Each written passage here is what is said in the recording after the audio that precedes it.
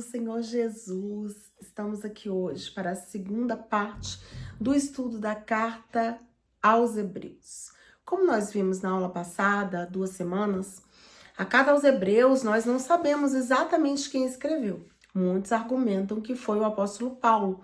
Porém, a carta não se inicia como Paulo geralmente inicia suas cartas, as suas epístolas, dizendo: eu, Paulo, escrevo para fulano, para tal cidade, para tal igreja.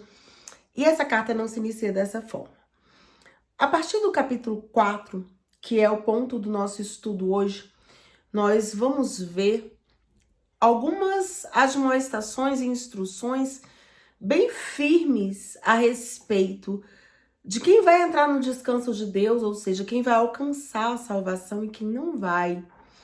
E o capítulo 4, ele começa no versículo 1 dizendo assim: temamos, portanto, que sendo-nos deixada a promessa de entrar no descanso de Deus, suceda parecer que algum de vós tenha falhado, porque também a nós foram anunciadas as boas novas, que o ouviram, mas a palavra que ouviram não lhes aproveitou, visto não ter sido acompanhada pela fé naqueles que a ouviram.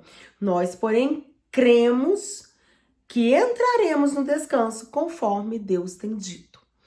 Então, para entrar no descanso de Deus, segundo é prometido no Antigo Testamento, nós temos que crer. E além de crer, obedecer. Porque os desobedientes, eles não vão ter parte. Eles não vão estar abençoados para entrar.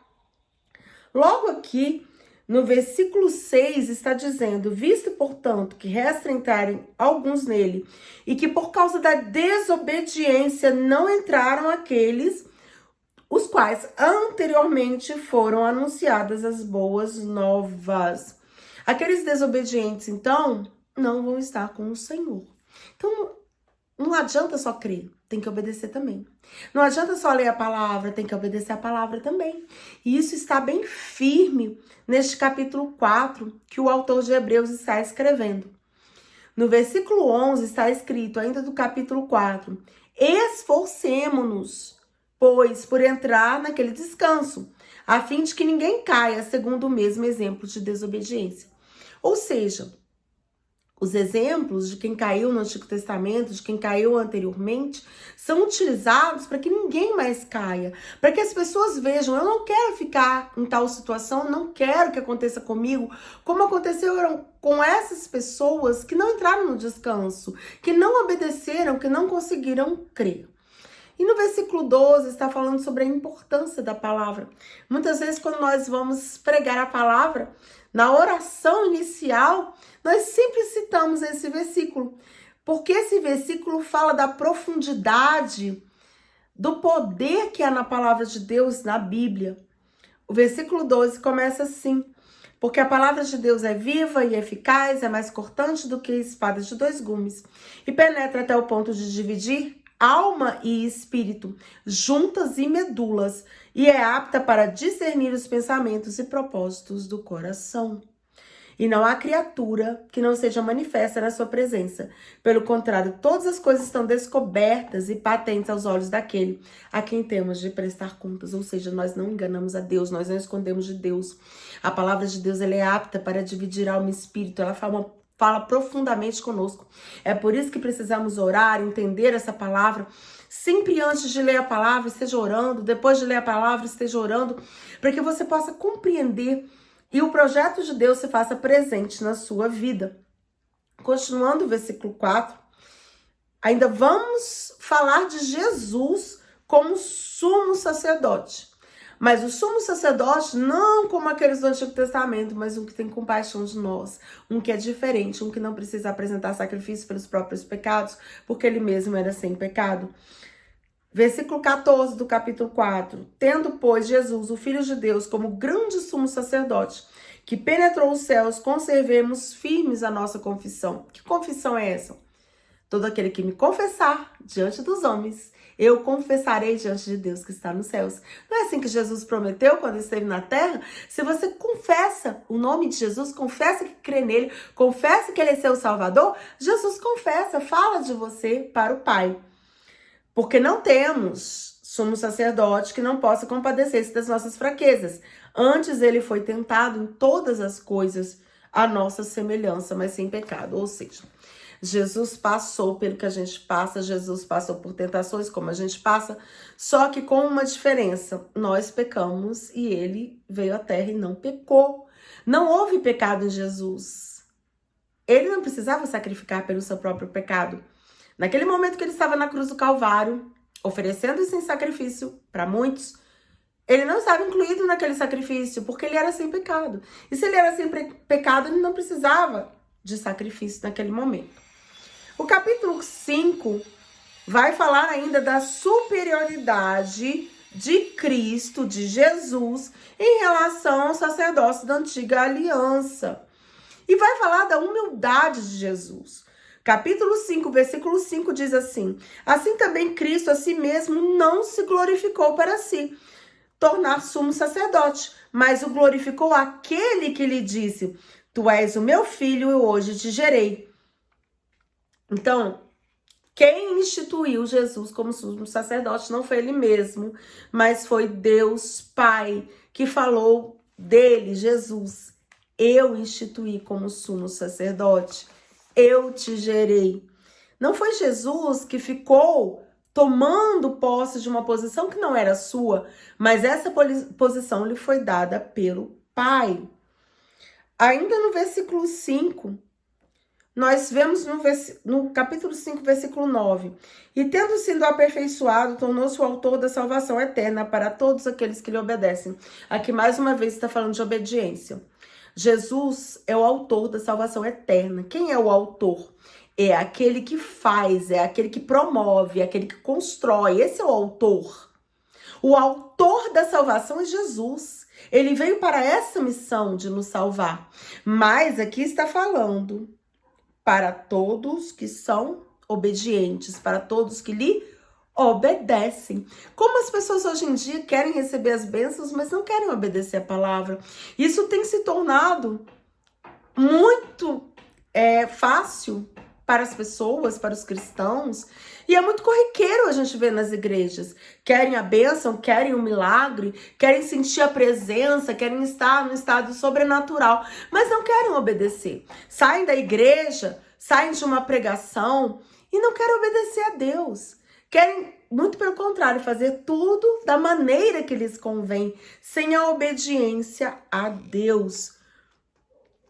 Aqui no capítulo 5 demonstra que os cristãos hebreus, ou seja, aqueles judeus que tinham se convertido, eles não tinham progredido muito na sua fé. Eles criam, eles acreditavam, eles viram as maravilhas, mas algumas coisas eram difíceis para que eles soltassem em relação a ideias antigas, aos seus costumes, aos seus paradigmas.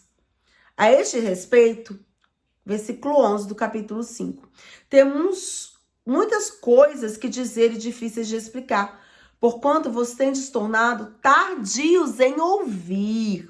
Pois, com efeito, quando deviam ser mestres, atendendo ao tempo decorrido, tendes novamente necessidade de alguém que vos ensine de novo.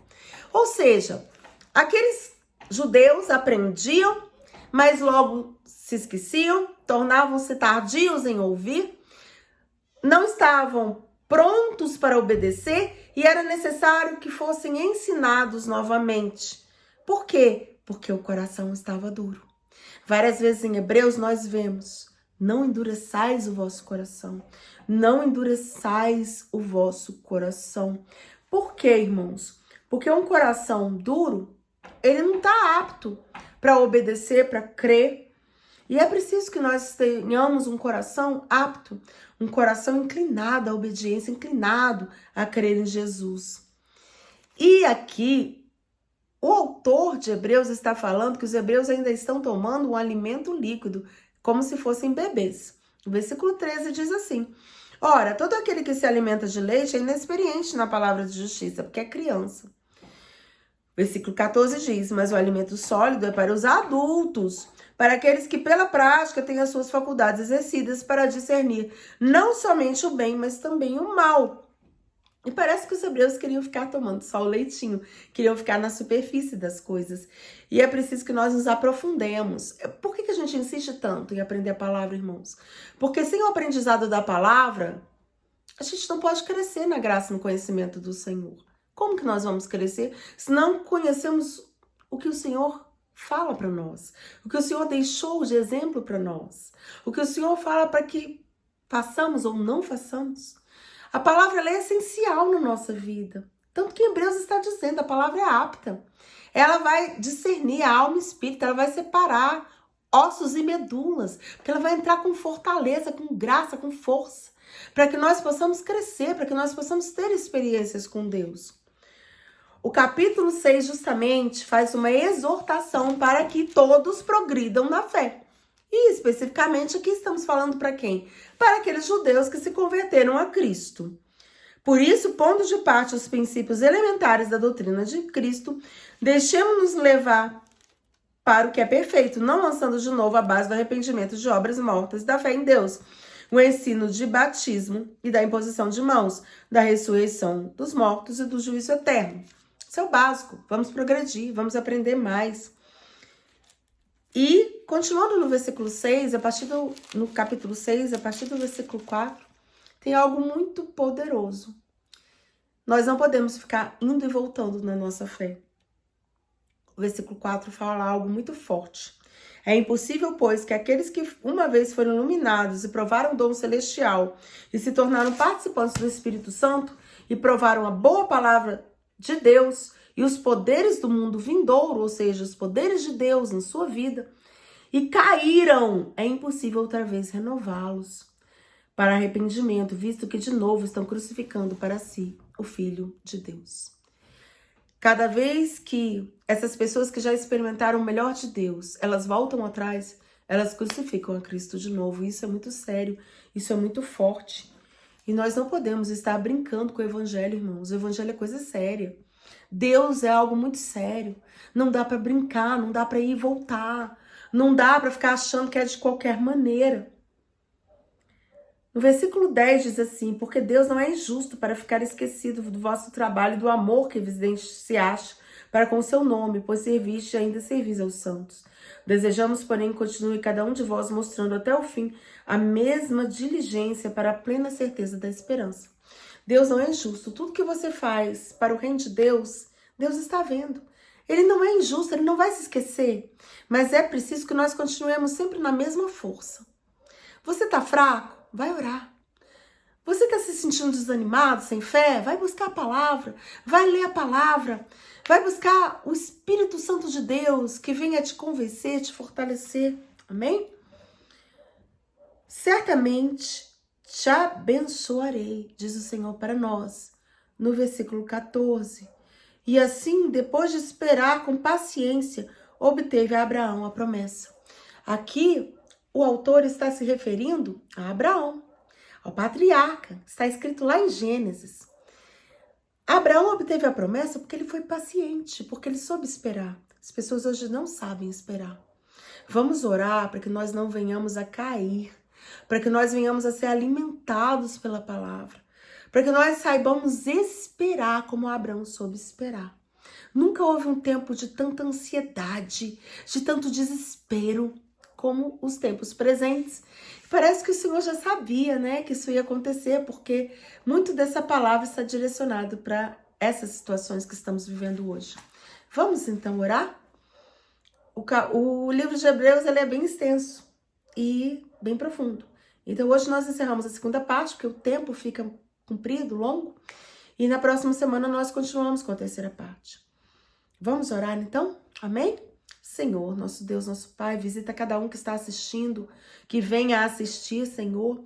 Visita cada um de uma forma profunda e sobrenatural. Que cada um venha se firmar em Jesus. Que venha se alimentar de alimento sólido. Que não fique só na superfície, no leitinho. Mas que venha obedecer verdadeiramente. Porque sem obedecer é impossível entrar no descanso de Deus. E as coisas de Deus são sérias, são santas. É necessário que nós tenhamos uma só posição. Estejamos sempre buscando a Deus. Senhor, venha fortalecer cada vida que esteve assistindo, escutando esse estudo. Venha fortalecer na palavra, na graça, no poder de Deus, que cada um possa estar cada vez mais sedento da palavra, sedento da presença, que ninguém venha se desviar, que ninguém venha cair, mas que venha experimentar o melhor de Deus. Em nome de Jesus. Amém? A paz do Senhor. Não esqueça de curtir, de compartilhar. E estaremos aqui na semana que vem. Demoramos 2 semanas para postar esse estudo, mas são os trabalhos da igreja, as nossas próprias lutas muitas vezes que nos impedem. Mas semana que vem, com a graça e o poder de Deus, estaremos aqui para concluir esse estudo do livro de Hebreus. A paz do Senhor, a graça do Senhor a cada um.